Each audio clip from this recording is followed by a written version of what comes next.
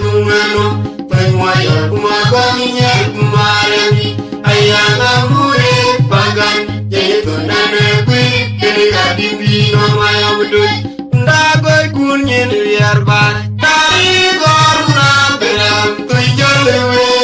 Alambule, Chedoni Jam, Yigatorundu, Mapodi Tatu Mubiri, Unirama Jekwe, Alamuna Julia, Tari Gorna Beram, Tuyalewe, Alambule, Chedoni Jam, Yigatorundu, Mapodi Tatu Mubiri, Unirama Jekwe, Alamuna Julia, Tari Gorna Beram, Tuyalewe, Alambule, Chedoni Jam, Yigatorundu, Mapodi Tatu Mubiri, Unirama Jekwe, Alamuna Julia, Tari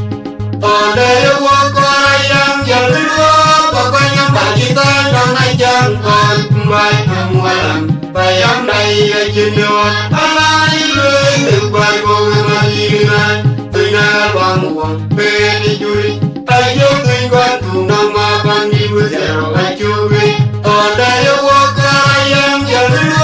pokoknya kita dong ajang kon kumbai amualam bayam daya jendot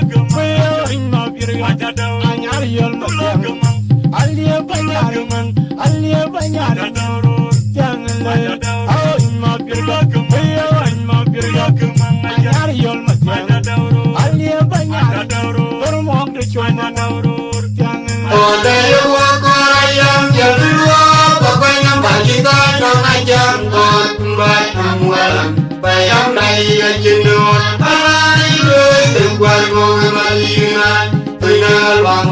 beli juri ayo tengkuar tunang mabang di bujaro acuwe odaya wakora yang jalur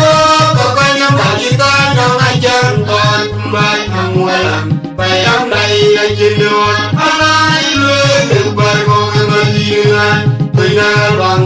beli juri ayo tengkuar tunang mabang di bujaro acuwe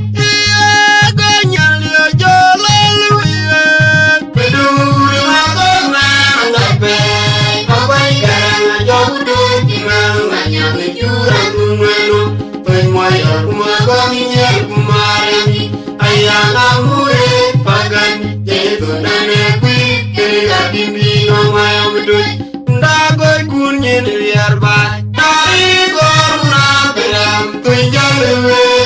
alambule chedoni jam yigatorundu mapodi tatu mubiri unirama jekwe alamuna julia tari gorna beram tuyalewe alambule chedoni jam yigatorundu mapodi tatu mubiri unirama jekwe alamuna julia tari gorna beram tuyalewe alambule chedoni jam yigatorundu mapodi tatu mubiri unirama jekwe alamuna julia tari todaya wakora yang jalur